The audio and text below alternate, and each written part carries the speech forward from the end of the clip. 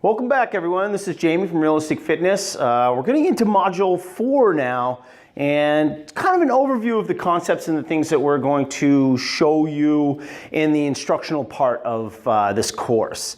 That is, it's kind of the nuts and bolts of a successful program. Deep activation of muscle nerves. Now, the nervous system is an often overlooked, misunderstood piece of this whole puzzle.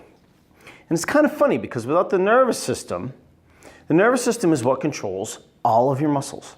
It controls so much in your body. And with the deep activation of muscle nerves, what that means is you're going to teach and train your nervous system to stimulate muscle fiber deep into the system, okay? And with this program, there's 3 major movements of the human body. No matter how complicated anybody tries to make it, it's not really about all of the different movements. It's really about stimulating and getting the nervous system to activate. See, muscles, I always like to joke that muscles are just dumb. They really just hang out. They're just laying around like lazy kids or something. They really need to be told what to do. And what tells them to move and tells them to do something is your nervous system. And the problem is we often, a lot of times our nervous system shut down whole groups of muscles, be it because of over dieting, lack of movement, muscle imbalances, and we'll get into all that right now. But there's really only 3 major movements of your body that you have to be concerned about. And the first one is pushing. Pushing movements away from the body.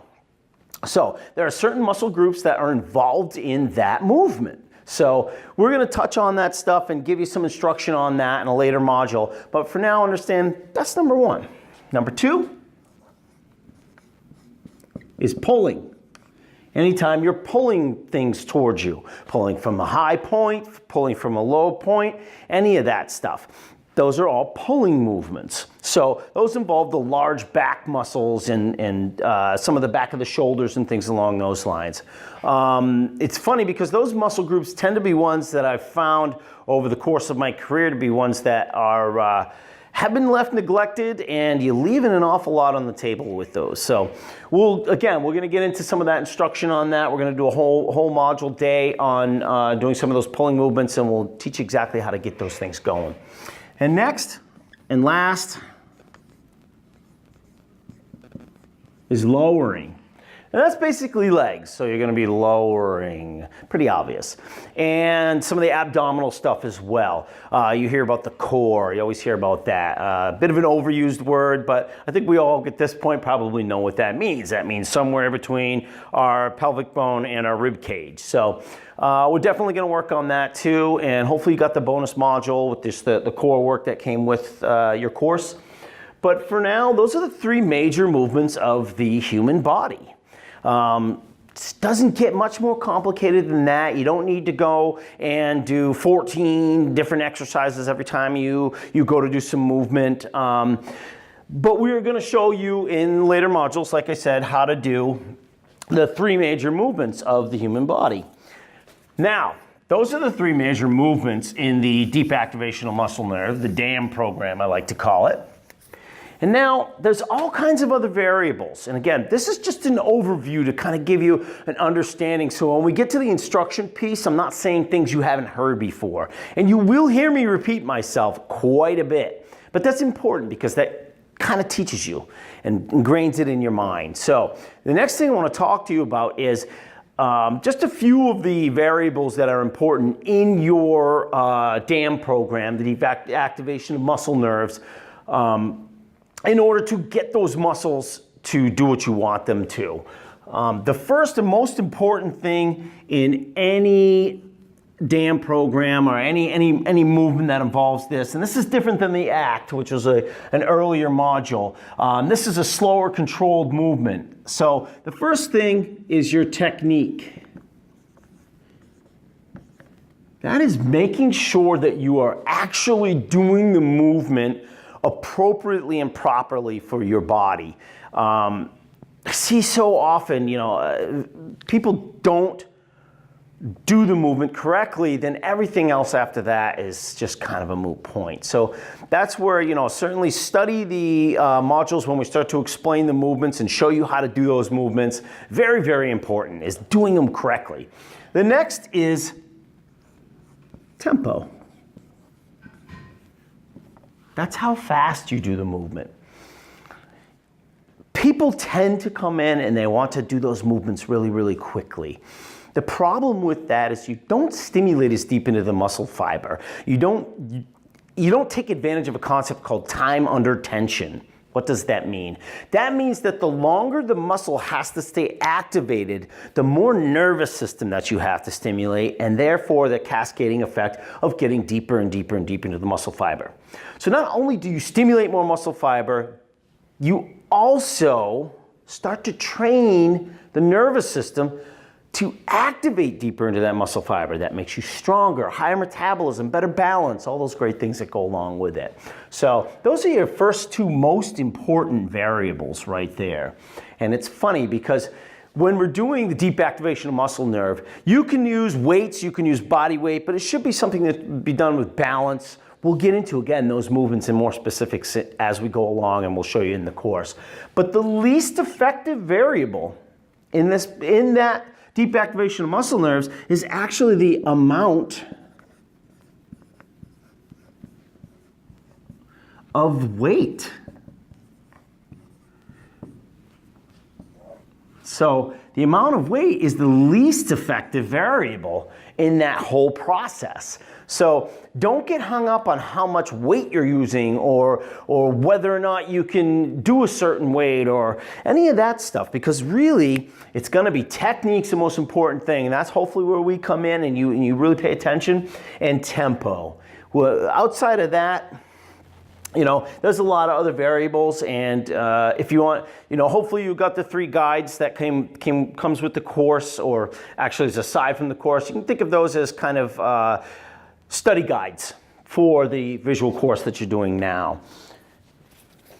Now, we talk about technique, we talk about deep activation muscle nerves and all that good stuff. But it's not as simple as just coming in and moving. Like, ACT is a pretty simple thing to do. Most of us have walked for a considerable period of time. We know how to swim, we know how to do those things, ride a bike, all those things. That's the ACT. That's the active kinetic thermogenesis that we talked about in Module 2. In the deep activation of muscle nerves, it's extremely important to understand actually the biomechanics of how your body works. And this is where we decided to do this program, because we saw a real lack of quality information and truth out there. So one of the major things that need to be understood is something called muscle imbalance. Okay? Muscle imbalance is when a particular movement in your body has one muscle group, every movement in your body has one muscle group that makes that happen. Okay, so nervous system activates a muscle fiber. So in this case, it's my bicep. It says, hey, I want you to reduce the angle of that joint. When that happens, the back of my arm, the tricep, that won't be on the quiz, has to relax. So there's 2 corresponding muscles. So when my tricep engages, my bicep has to relax. So in the event of a muscle imbalance, and again, I like using this as an explanation because the elbow joint is a hinge joint. It's a pretty simple joint to understand. So in the event of a muscle imbalance, I might have, say, the front of my arm. That muscle might be too tight, okay? So now it gets me here. My arm should comfortably do this. We should be able to do that. But in the event of a muscle imbalance, your arm's actually here.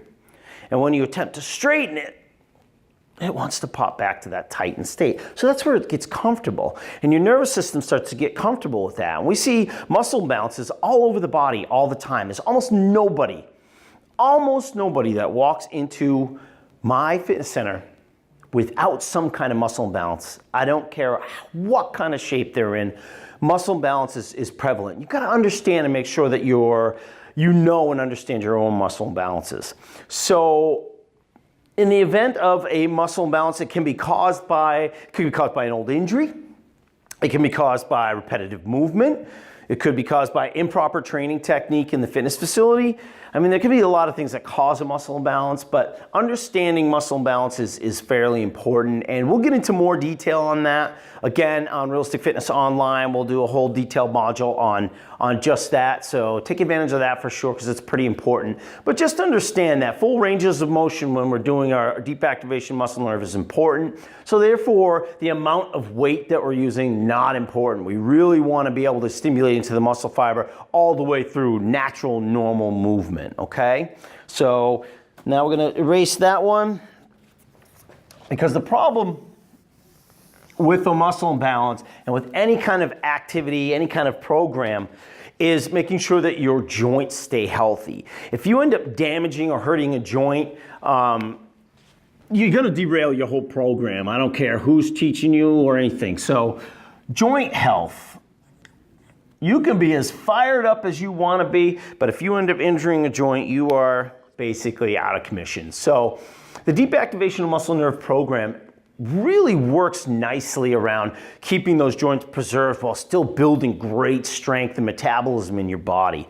And a muscle imbalance puts all of your joints at risk. Here's a good rule of thumb. And this, you'll hear me say it again and again as I'm doing the instructional part of this in later modules when we're doing the pushing, pulling, and lowering stuff. But a muscle imbalance can cause the joint pain. If you feel pain in a joint when you're doing movement, that's not good pain. So burning in the muscles, this is a good thing, 2 point. And joint pain, pinching in the joints, is not. So that's something to keep in mind. Finally, when we're doing deep activation of muscle nerves with a client, we insist that they bring a notebook. The reason to do that, good old-fashioned notebook, just a little notebook. Keep track of this. You need to know what you did, how many you did, the weight you did, what it felt like. So have your workout notebook, have your exercise notebook, your movement notebook, whatever you want to call it. Get something fun. So the reason we do that is so that you can reference. You're never going to remember everything you did. So that's one reason to get your notebook. So being able to reference what you did the week before. And I know there's all kinds of really cool apps and all kinds of that stuff, but I say get back to basics. And I do this with clients. It's just plain old paper and pen. And we have a workout notebook and exercise notebook, whatever you want to call it, success notebook. And we insist on that. The second reason, another reason why we want that notebook, is to make sure that you see progress, okay? As many progress markers as you can have that don't involve a scale, you'd be amazed. You'll be amazed the difference that makes in your self-esteem and the excitement you have for actually doing this. Because when you see those changes happening, that's exciting and that's motivating. So big part of it, honestly, most of what we do is from the neck up, and you'll hear me say it a million times. I do it all the time. So now what I want to do is I'm going to actually kind of demonstrate how to write in your notebook. A little shorthand that'll help you fit it into your notebook so it doesn't get all over the place and get too messy. So the first thing is I always write out the exercise first. So let's just say we're going to do a, we'll call it a chest press. So this would be on a line of your notebook, first line of your notebook.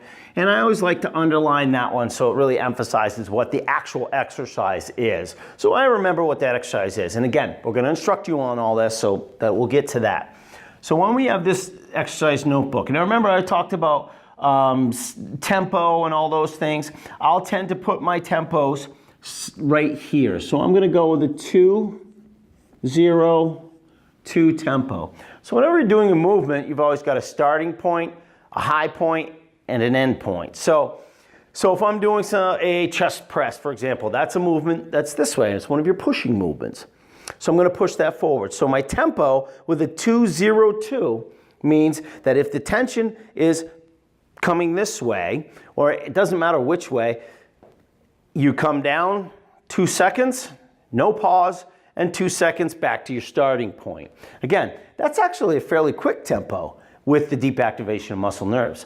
But I always write that down so I remember, because that's a big time factor in how deep you're stimulating those muscle nerves and how much you're going to get for results, what your results are going to be like.